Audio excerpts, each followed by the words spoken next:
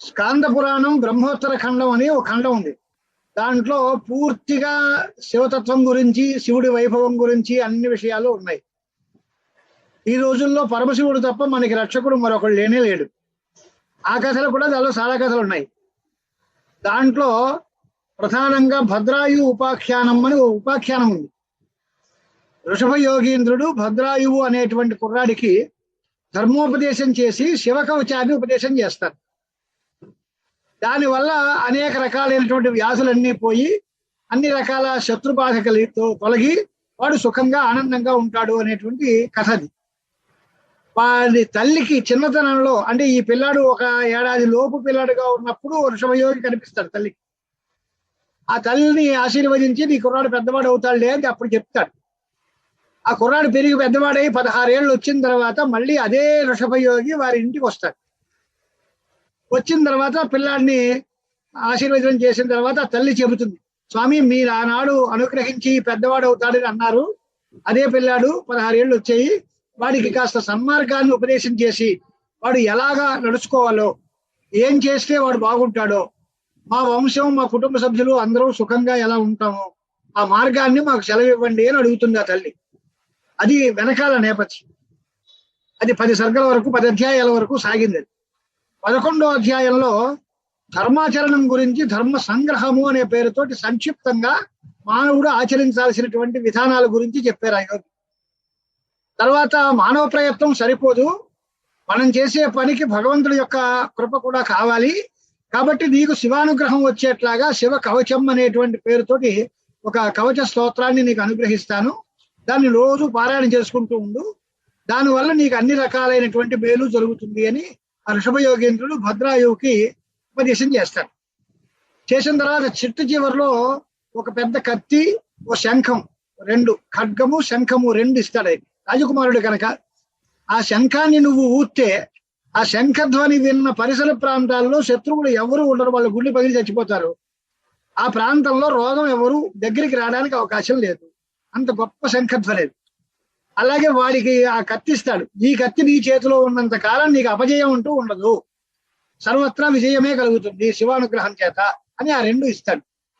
ఆ ఖడ్గము శంఖము 2 కూడా శివ ప్రసాదంగా వాడు భావించి సకల లోకాల్ని జయిస్తాడు, ఆయన ఐశ్వర్యవంతుడై రాజ్య పరిపాలన చేస్తాడు అని తర్వాత మాట. ఇప్పుడు ప్రకృతంలో మనకున్న సమయాన్ని బట్టి చూస్తే ఆ ధర్మ సంగ్రహం అనేటువంటిది ఒక చిన్న అధ్యాయం, ఆ అధ్యాయం ముందు అనుకుందాం, తర్వాత శివకవచ స్తోత్రంలోకి వీలైతే ఇవాళ ప్రవేశిద్దాం, లేకపోతే మళ్ళీ ఈసారి ప్రవేశిద్దాం. అది పరిస్థితి. దాంట్లో వ్యాసుల వారే చెప్పినటువంటి శ్లోకం ఏమిటి అంటే, శివో గురుః శివో జీవః శివో బంధుః శివ ఆత్మ శివాది అన్యం నకించనాను. శివుడే బంధువు, శివుడే గురువు, శివుడే ఆత్మస్వరూపము, శివుడే జీవుడు, శివుడి కంటే వేరే వస్తువు లేనే లేదు అనేటువంటి మాట చెప్పారు. ఇంకొక శ్లోకం కూడా చాలా అద్భుతమైన శ్లోకం, నేను అనేక ప్రవచనాల్లో కూడా చెప్పాను. సత్యం బ్రవీమి పరలోకహితం బ్రవీమి సారం బ్రవీమి ఉపనిషద్ హృదయం బ్రవీమి అని 4 మాటలు అన్నాడు ఆయన. సత్యం చెప్తున్నానయ్యా అని. ఇంకా మళ్ళీ చెప్పి సత్యం బ్రవీమి పరలోకహితం బ్రవీమి. ఇతరుకి అందరికీ కూడా పరలోకంలో మనకి కష్టాలు వస్తాయేమో అని భయం కదా ఉండేది, అలాంటప్పుడు పరలోకానికి హితం చేకూర్చేది చెప్తాను, ఉపనిషత్తుల యొక్క హృదయం చెప్తాను, సారం చెప్తాను, సర్వ వేద వేదాంత సిద్ధాంత సారం ఏది అని చెప్తాను అని. చెప్తాను అంటే లేకపోతే చెప్పకపోవడం ఏం చెప్పలేమి అంటే, ఆయన చెప్పింది ఏమిటి అంటే, సంసారం ఉల్బణమసారం అవాప్య జంతో సారోయం ఈశ్వర పదాంబురహస్య సేవ. ఈ సంసారం అసారం, దీనిలో అన్ని కష్టాలు దుఃఖాలు మిగులుతాయి, దీన్ని సారవంతంగా చేసుకోవాలి, ఈ సంసారంలో కూడా మంచి బలం ఉంది, దానిలో కూడా మనం లాభం పొందగలము అని అంటే, ఈ ఉల్బణమైనటువంటి అంటే దుఃఖప్రదమైన ఘోరమైన సంసారంలో ఒక్క సారం ఏది అంటే పరమేశ్వర పాదారవింద సేవ తప్ప మరొకటి లేనే లేదు. కనుక పరమేశ్వరుడు యొక్క పాదారవిందాలని పట్టుకోవాలి, శివ ధ్యానం చేయాలి, శివభక్తి పరాయణులై ఉండాలి అనేది ఉపదేశం. ఆ సందర్భంలోనే అనేక అధ్యాయాల్లో అనేక కథలు చెప్పాడు ఆయన.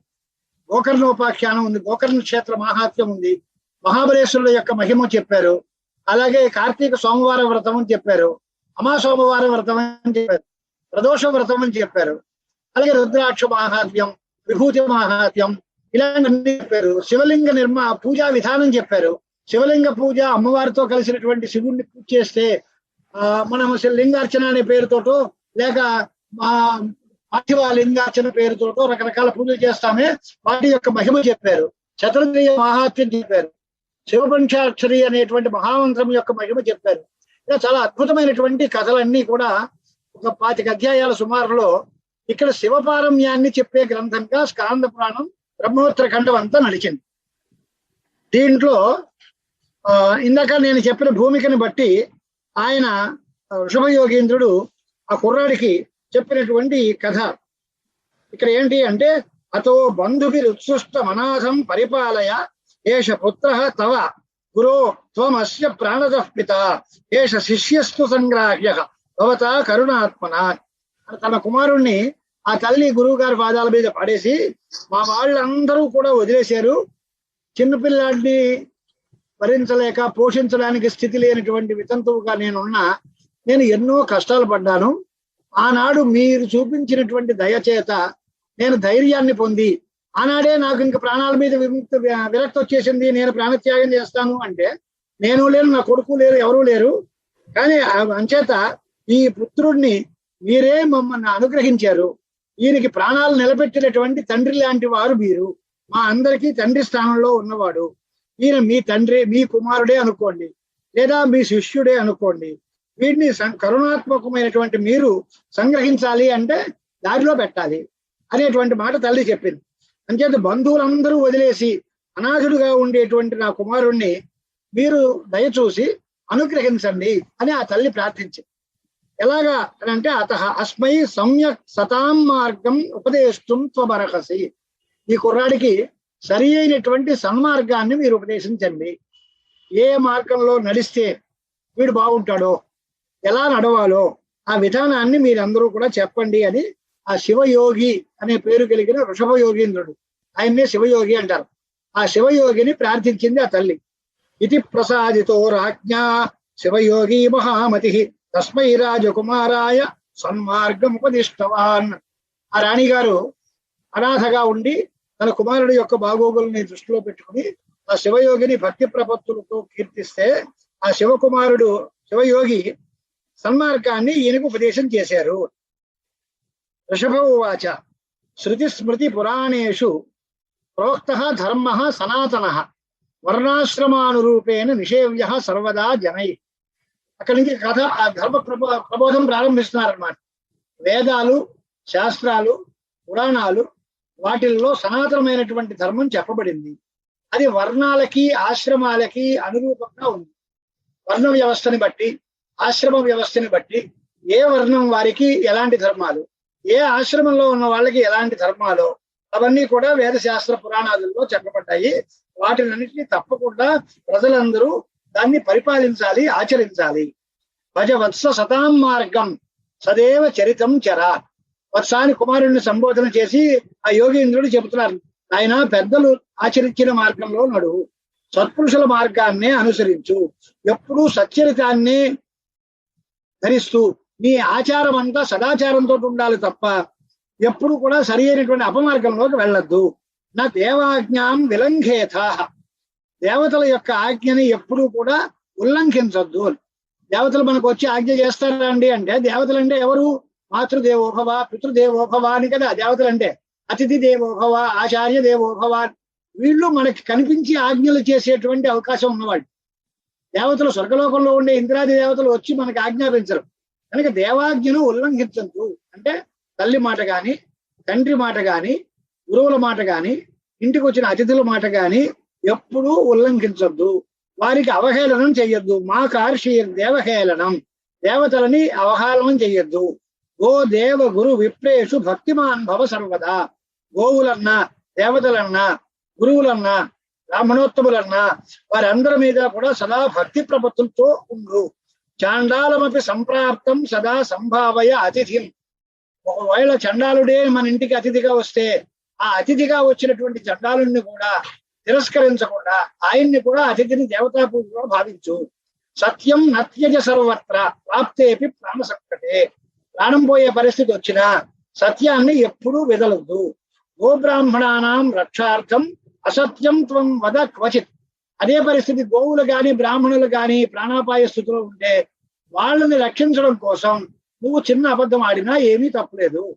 చిన్న పొరపాటు చేసినా గో బ్రాహ్మణ రక్షణ, గోవుల యొక్క రక్షణ గాని బ్రాహ్మణుల యొక్క రక్షణ గాని అవశ్యం తప్పనిసరిగా చేయాల్సి ఉంటుంది.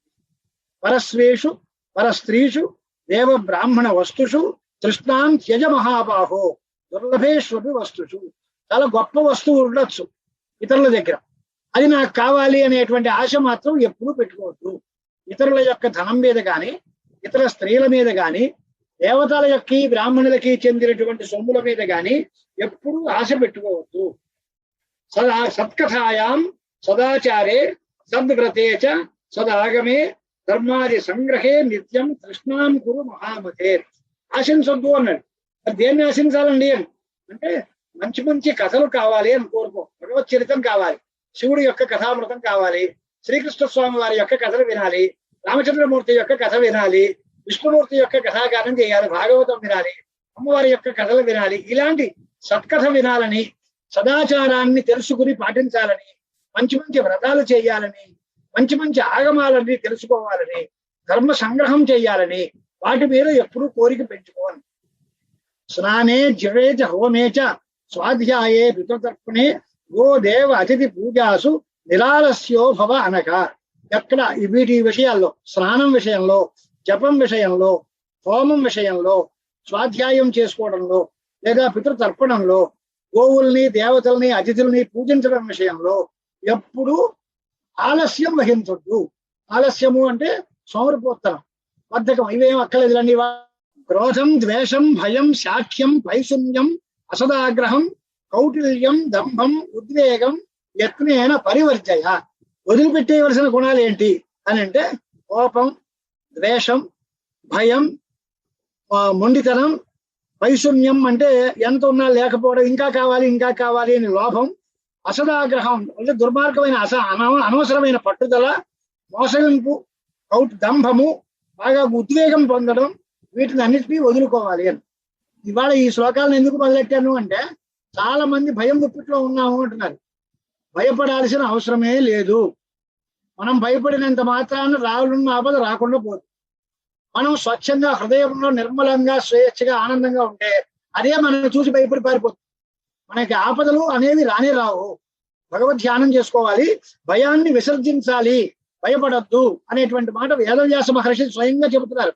క్రోధం వద్దు, ద్వేషం వద్దు, భయం వద్దు, అసదాగ్రహం వద్దు, పట్టుదల వద్దు, అలాగే ఉద్వేగం వద్దు. ఉద్వేగము అంటే బాగా ఎక్స్ట్రీమ్ గా ఫీల్ అవ్వడం. చూడండి, చాలా చిన్న విషయాన్ని చూసి దాన్ని పెద్దగా భావించుకుని దీనివల్ల ఏదో పెద్ద ప్రమాదం జరిగిపోతుందేమో అనేటువంటి ఆలోచనలు ఎప్పుడూ పెట్టుకోవద్దు.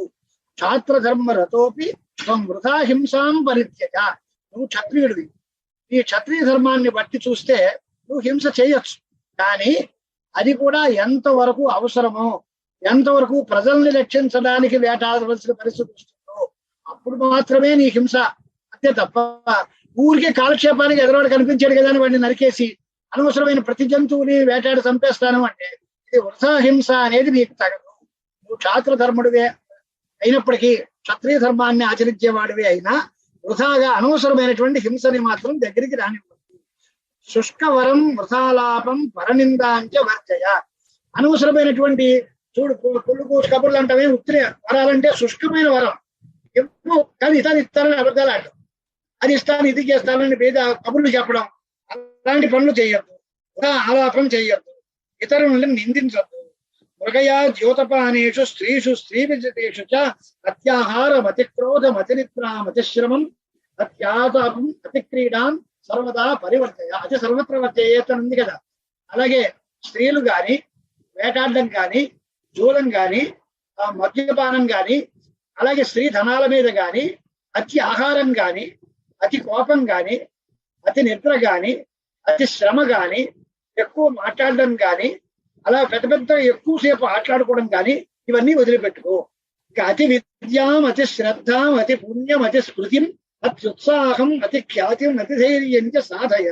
ఈ అతి సర్వత్ర వర్జయేత్ అన్నారు కదా అని నేను ఎక్కువసేపు చదువుకోనండి అక్కర్లేదు అనకూడదు.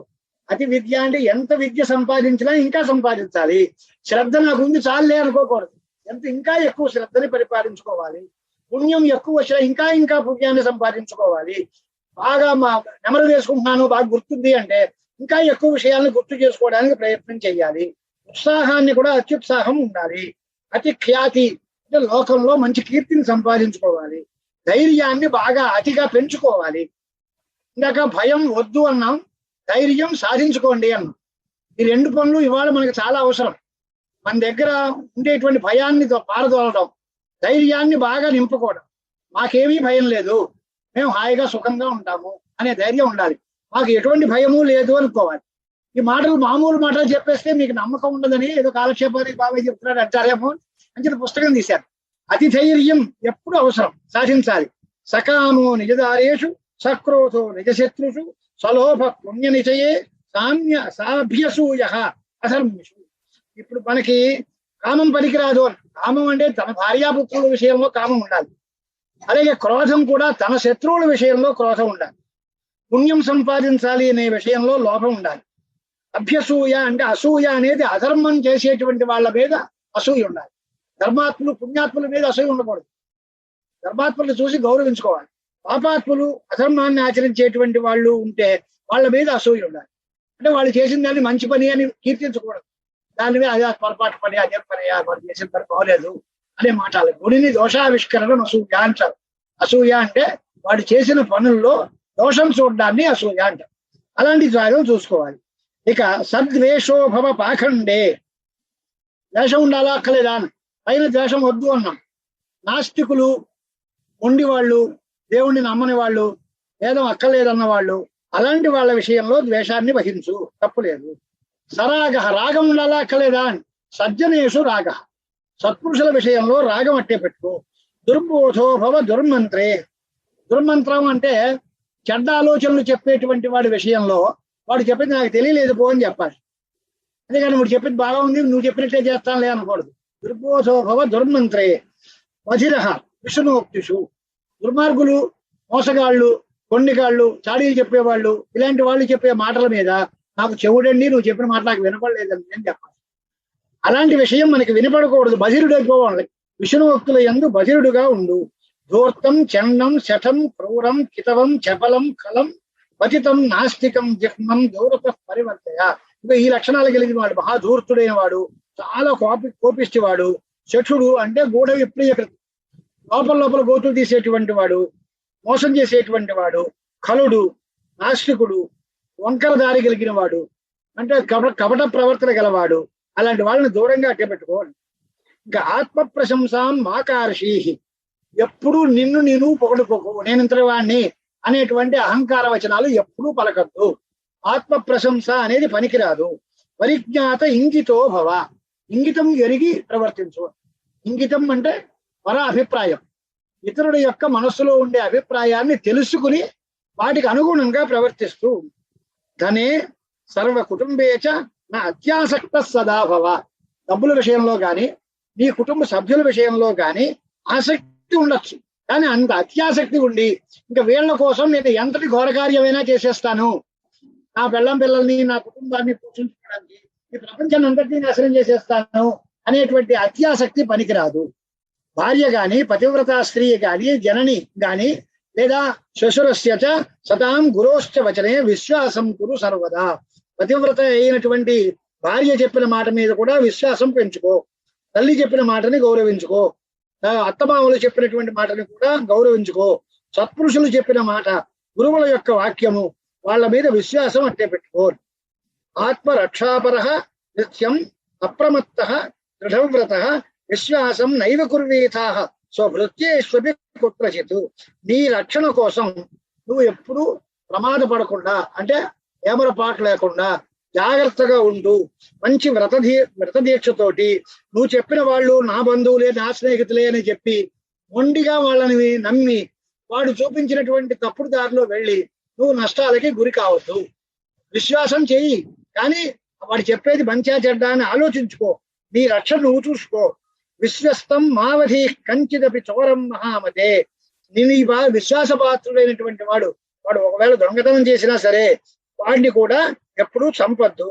అపాపేషు అశంకేత, పాపం చెయ్యని వాళ్ళ విషయంలో శంక పనికిరాదు.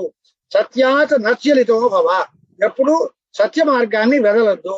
అనాథుడు, కృపణుడు, వృద్ధుడు, స్త్రీలు, బాలురు, పాపం చేయకుండా ఉన్న వాళ్ళు, వాళ్ళందరినీ కూడా నువ్వు రక్షించు. పరిరక్ష జనైర్ ప్రాణైర్ బుద్ధ్యా శక్త్యా బలేనచ, నీ బలం గాని, నీ బుద్ధి గాని, నీ శక్తి గాని, నీ ప్రాణం గాని, వీటన్నిటినీ తాకట్టు పెట్టైనా సరే అనాథుల యొక్క రక్షణ చెయ్యి. వాళ్ళందరినీ కూడా రక్షించు. స్త్రీలు రక్ష, బాలుల్ని రక్ష, అనాథుల్ని రక్ష, అలాంటి వాళ్ళని రక్షించడం నీ బాధ్యత. అవి శత్రుం వసస్యార్హం మావధీహి శరణాగతం, వాడు శత్రువే అయినా నిన్ను శరణు వేడి నీ కాళ్ళ మీద పడితే వాణ్ణి కూడా నువ్వు చంపద్దు. శరణాగత పరిత్రాణం అనేది గొప్ప ధర్మం. అప్యపాత్రం సుపాత్రం వా నీచో వా అపి మహత్తమ యో వా కో వాపి యాచేత తస్మై దేహి శిరోపి చ. అటు దేహి అని యాచించినటువంటి వాడు, వాడు పాత్రుడా లేక అపాత్రుడా, నేను చేసే దానం అపాత్ర దానం అవుతుందా లేక సత్పాత్ర దానం అవుతుందా, ఇది ఆలోచించదు. వాడు నీచుడా లేక మహా గొప్పవాడా ఎవడేమక్కలేదు. నీ దగ్గరికి వచ్చి దేహి అంటే నీ శిరస్సుని కూడా వాళ్ళకి ఇచ్చేసేలాగా దానాన్ని అలవాటు చేసుకో.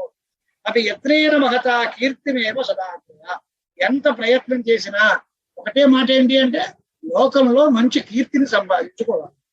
రాజ్ఞాంచ విదుషాంచైవ కీర్తిరేవహి భూషణం. రాజులకు గాని పండితులకు గాని అలంకారం ఏది అని అంటే బలం కాదు, కీర్తి. ఎంతటి మంచి కీర్తి సంపాదిస్తే అంతటి గొప్ప రాజులండి అంటారు. హరిశ్చంద్ర చక్రవర్తికి ఆ పేరు ఎందుకు వచ్చింది అంటే ఆయన అన్ని సుఖాలను అనుభవించాడనా? లేదు, అధికాపరిగా కూడా చేశాడు. కానీ ఆయన కీర్తి అజరామరమైన కీర్తి. ఆ కీర్తి ఆయనకు అలంకారం. విద్వాంసులకి గాని రాజులకు గాని కీర్తియే భూషణము. సత్కీర్తి వల్ల లక్ష్మి కలుగుతుంది. సత్కీర్తి ప్రభావ లక్ష్మి. అవమానం చేత అపకీర్తి వస్తే ఐశ్వర్యం రాదు. సత్కీర్తి వల్ల లక్ష్మి కలుగుతుంది. పుణ్యం సత్కీర్తి సంభవం. మంచి కీర్తి ఉంటే పుణ్యం వస్తుంది. సత్కీర్త్యా రాజతే లోక చంద్రశ్చంద్రికయా యథ. చంద్రుడు వెన్నెలతో ఎలా ప్రకాశిస్తాడో అలాగే మనిషి సత్కీర్తితోటే శోభిస్తాడు. సత్కీర్తి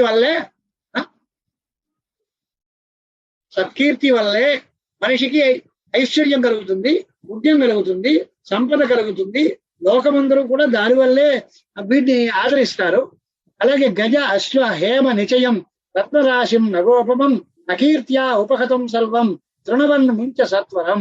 అపకీర్తి వచ్చేటువంటి విషయంలో నాకు ఏనుగులు వస్తాయి, గుర్రాలు వస్తాయి, బంగారం వస్తుంది, రత్నరాశులు వస్తాయి అన్నా సరే ఇది అకీర్తికరమైనటువంటిది. అపకీర్తిని పాటించే మాట అయితే అవన్నీ కూడా తృణప్రాయంగా విదిలేయి, అక్కర్లేదు. మాతుఃకోపం, పితుఃకోపం, గురోఃకోపం, ధనవ్యయం, పుత్రానాం అపరాధం చ బ్రాహ్మణానాం క్షమస్వ భోః. ఇవి కొన్ని క్షమించవలసి వదిలేయవలసినటువంటి గుణాలు. తల్లి మన మీద కోపగించింది అనుకోండి, నువ్వు వెంటనే రియాక్ట్ అయిపోయి నీ మీద దాని మీద కోపం పెట్టుకోకూడదు. తల్లి తిట్టినా అమ్మ అలాగే నమస్కారం చేసి వదిలేయాలి.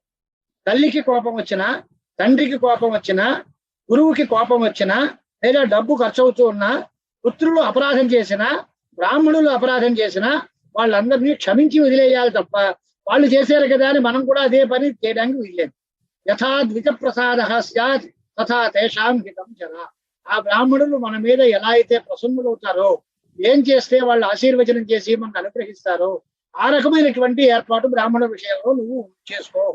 రాజానం సంకటే మగ్నం ఉద్ధరేయుర్ద్విజోత్తమ. రాజులు ఏదైనా ఆపదల్లో పడితే వాళ్ళని ఉద్ధరించే వాళ్ళు ఎవరు అని అంటే ద్విజోత్తములైన బ్రాహ్మణులు, కులగురువులు. వాళ్లే వీళ్ళకి సరైన దారి చూపిస్తారు.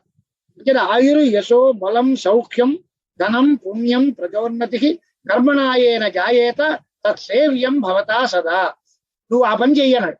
ఏ పని అండి అంటే ఏ పని చేస్తే నీకు ఆయుర్దాయం వృద్ధి పొందుతుందో, కీర్తి కలుగుతుందో, బలం పెరుగుతుందో, సుఖం సంతోషం కలుగుతాయో, ధనము పుణ్యము కలుగుతాయో, వంశాభివృద్ధి కలుగుతుందో అటువంటి చక్కటి మంచి పనులు చెయ్యి.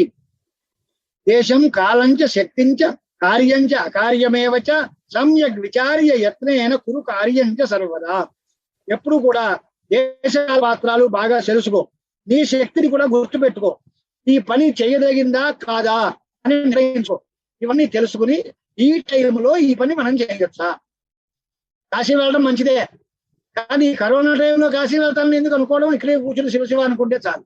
దేశము కాలము పాటించుకొని ఈ పని ఇప్పుడు చేయగలవా లేదా అని పరిశీలించుకుని సమ్యక్ విచార్య యత్నేన కురు కార్యంచ సర్వదా. పని చేసేటప్పుడు ఈ వివేక బుద్ధి విచారణ అనేది తప్పనిసరిగా ఉండాలి.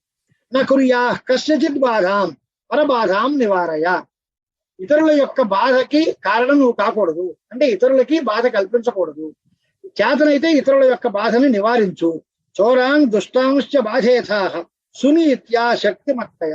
చోరులు దుర్మార్గులు ఎవరైనా ఉంటే వాళ్ళని నువ్వు బాధించు అన్నది. ఎలాగా అని అంటే నీ నీతి ఉపదేశాలతో, నీతి వాక్యాలతో వాళ్ళలో మార్పు తీసుకొచ్చి వాళ్ళని బాధించు. వాళ్ళ దొంగతనం మానేసేలాగా, వాళ్ళ తప్పుడు దారిలోంచి బయటకు వచ్చేలాగా వాళ్ళని భయపెట్టు, లేకపోతే సరైన దారిలో తీసుకురావడము అవేదైనా చేయాలి తప్ప వాళ్ళని చంపుతాను పాతేస్తాను అనకూడదు. అలాగే స్నానే జపే హోమే చ దైవే పిత్రియే చ కర్మణి అత్వరో భవ నిద్రాయాం భోజనే భవ. రెండు మాటలు. నువ్వు ఎప్పుడు పడాలి అంటే తొందరగా పని పూర్తి చేయాలి, ఎక్కడ గాబరా పడకుండా నిదానంగా వ్యవహరించాలి అని అంటే ఎప్పుడు స్నానము జపము హోమము దైవ కార్యాలు పితృకార్యాలు వాటి విషయంలో త్వర పనికిరాదు. నిదానంగా వాటిని అన్నిటినీ శాస్త్రీయంగా చక్కగా నిర్వర్తించాలి. ఇక నిద్ర విషయంలోనూ భోజనం విషయంలోనూ కూడా త్వరతో ఉండాలి. తొందరగా భోజనం చేయాలి, తొందరగా పడుకోవాలి.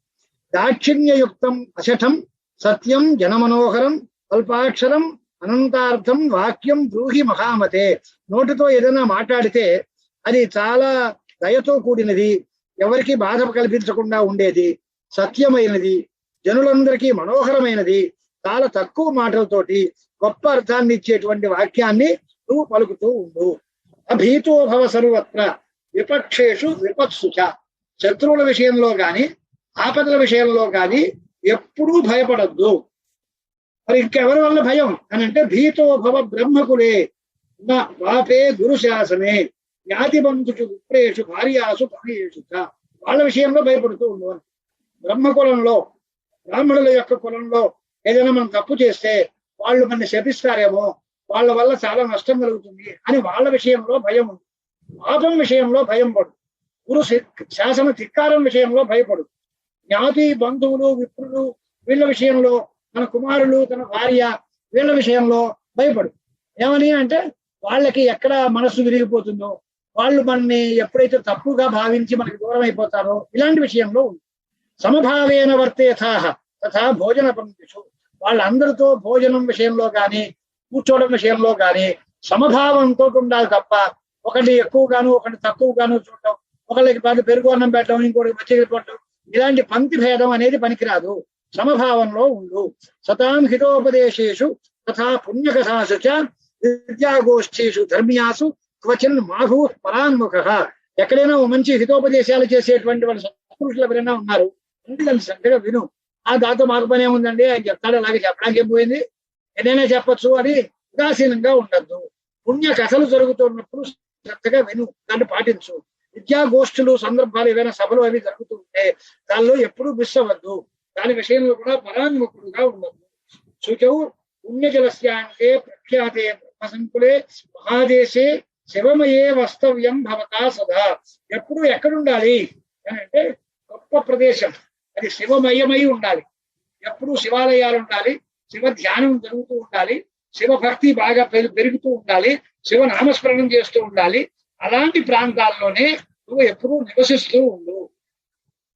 దుర్దేశంలోనూ దుర్మార్గులు సంచరించే ప్రదేశంలోనూ ఎప్పుడూ నివాసం పెట్టుకోవద్దు.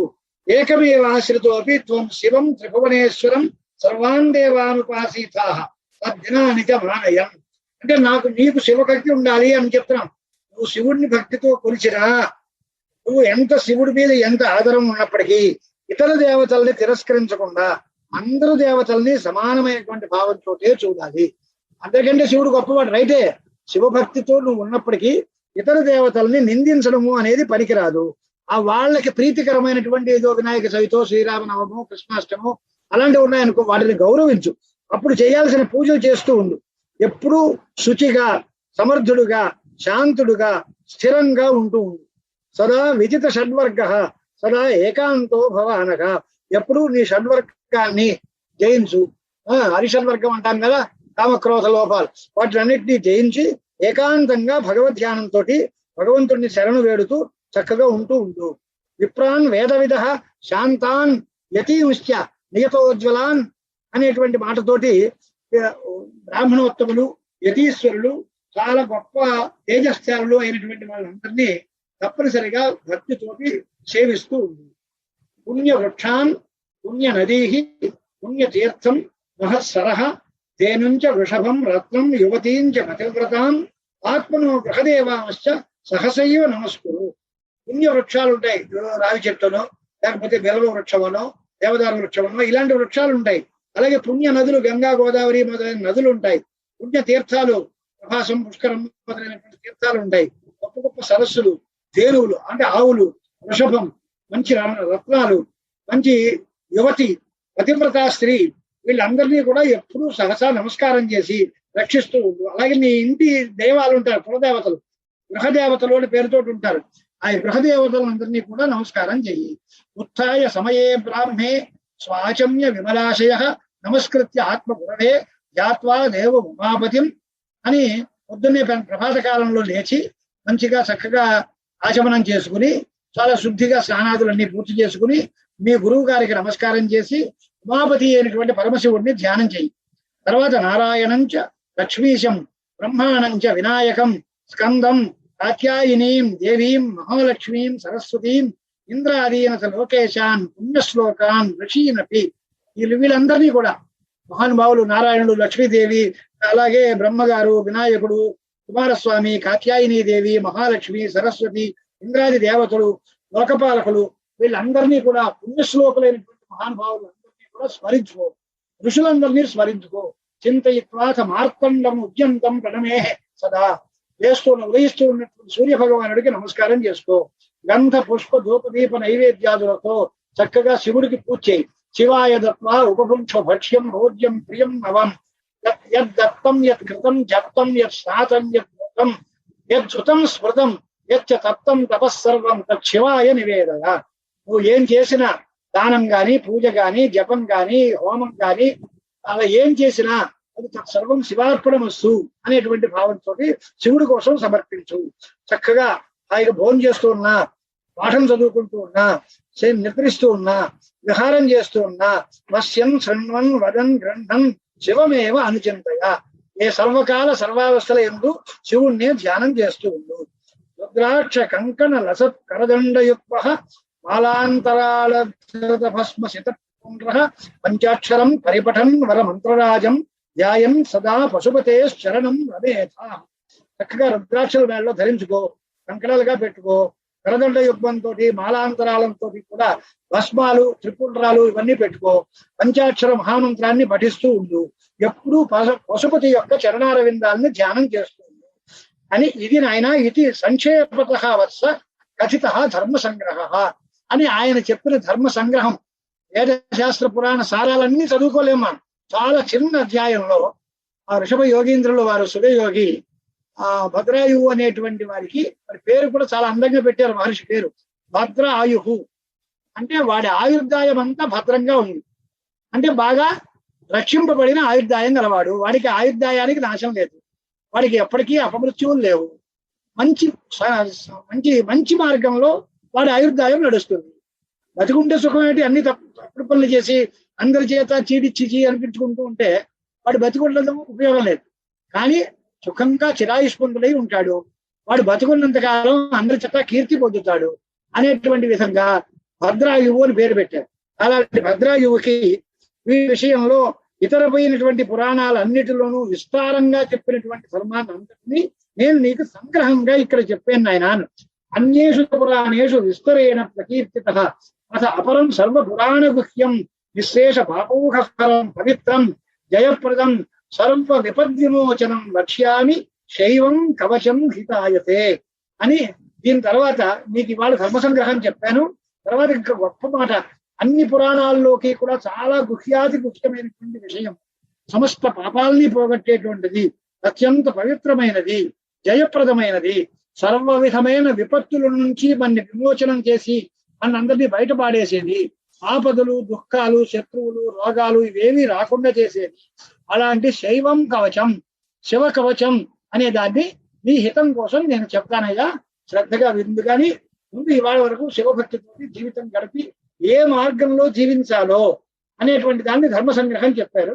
ఇది సాందే పురాణే బ్రహ్మోత్తర కంటే భద్రాయుం ప్రతి వృషభ ఉపదేశ వర్ణనం నామ ఏకాదశోధ్యాయం.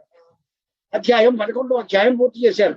వృషభ యోగేంద్రుడు చెప్పి ఆ శివమయమైనటువంటి కవచం కొంచెం పెద్దది 12వ అధ్యాయం. అంది ఇవాళ మళ్ళీ అన్నప్రాసన నాడే అవకాశం అన్నమేందుకు ఇవాళ కాదు, మళ్ళీ రెండోసారిలో శివ కవచం అంతా విస్తారంగా మనం చదువుకుందాం. దీనికి ఫోటోలు తీసి పంపిస్తాను, మీకు అందరికి వాట్సాప్ లో పెడతాను. అది అయిన తర్వాత కావాలంటే అది కూడా చూసుకుంటూ ఆ శ్లోకాల అర్థాన్ని గమనించుకుని పరమశివానుగ్రహాన్ని పొందుతుంది. కానీ ప్రస్తుతానికి ఈ మాటలతోటే మనం ఇవాళ ఆనందించి ముగిద్దాం. ప్రస్తుతం ఎక్కువగా సాగదీయకుండా మనకి భయాలు పోవాలి, ధైర్యం కలగాలి, పరమశివ పాదార విందముల యందు అచంచలమైన భక్తి కలగాలి. శివానుగ్రహం చేత అపమృత్యు పరిహారం ద్వారా ఆయుష్యాభివృద్ధిరస్తు. ఎవరికి ఎటువంటి ఆపద కలగకుండా మనందరం సకుటుంబంగా శివానుగ్రహం చేత మనమందరం ఆనందంగా జీవించాలి. మనందరికి దానికి సద్ధర్మాలు కొన్ని మాటలు చెప్పారు.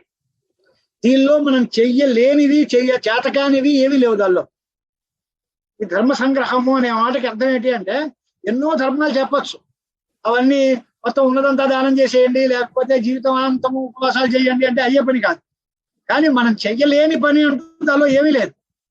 అవన్నీ చెయ్యగలిగిన పనులు, చేతనైన పనులు, చెయ్యాలి అని అనిపించే పనులు అలా చేసుకుని ఆత్మ శ్లాఘ గాని పరనింద గాని లేకుండా మనం గొప్పవాళ్ళము అని భావిస్తూ ఎదరవాళ్ళందరినీ తిడుతూ లోకంలో అపకీర్తి పాలైపోయి అందరి చేత వేలెత్తి చూపబడేటువంటి పరిస్థితుల్లో కాకుండా అందరిలోనూ మంచివాడిగా కీర్తి పొందుతూ అందరిలోనూ మనం ఒకడుగా అందరూ మనవాళ్లుగా భావిస్తూ సర్వత్ర సమభావంతో శివానుగ్రహంతో మన వ్యక్తులు అందరూ హాయిగా ఆనందంగా ఉండాలి అనే విషయంగా మళ్ళీ చాలా కాలం మధ్యలో విచ్ఛిత్తి జరిగిన అమ్మవారి యొక్క కృప మనం పొందాం.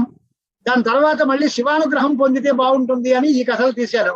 దీనిలో రేపు మళ్ళీ శుక్రవారం నాటికి మనం ఆ శివ కవచం చెప్పుకుందాం.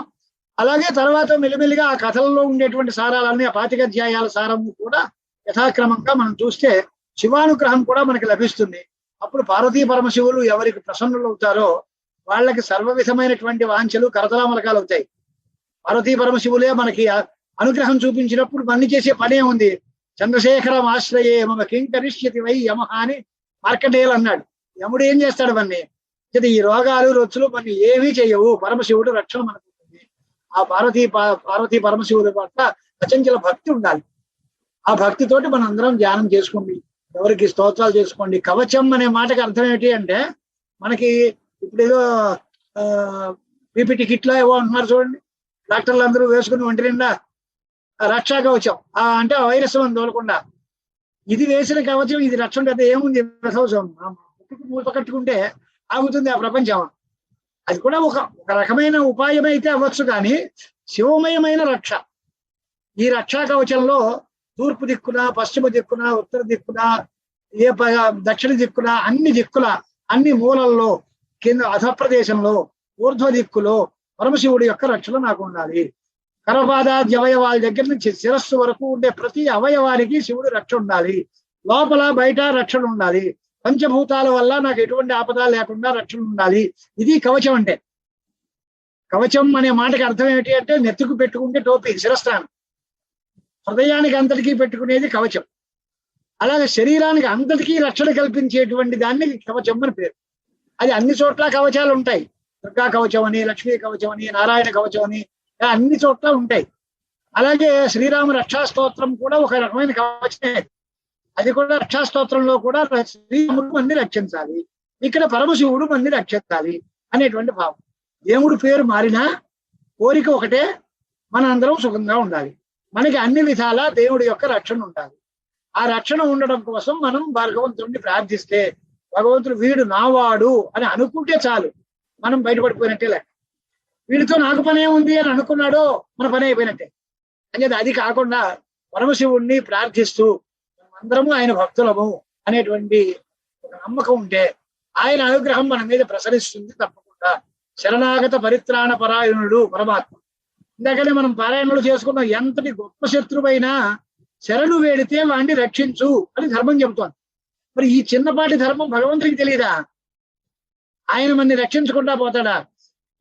మన పొరపాటు ఎక్కడ అంటే నీతో నాకు పని ఏమిటి అని వదిలేస్తే మనం రక్షణ కోల్పోతాం.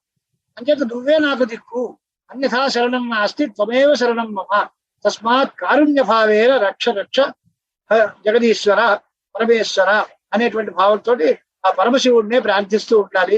ఈ 4 మాటలతోటి ఇవాళ ఇక్కడతోటి ముగించేస్తాను. తర్వాత శివకవచంలోకి తర్వాత వెళ్తాం. హర నమః పార్వతీపతయే, హర హర మహాదేవ.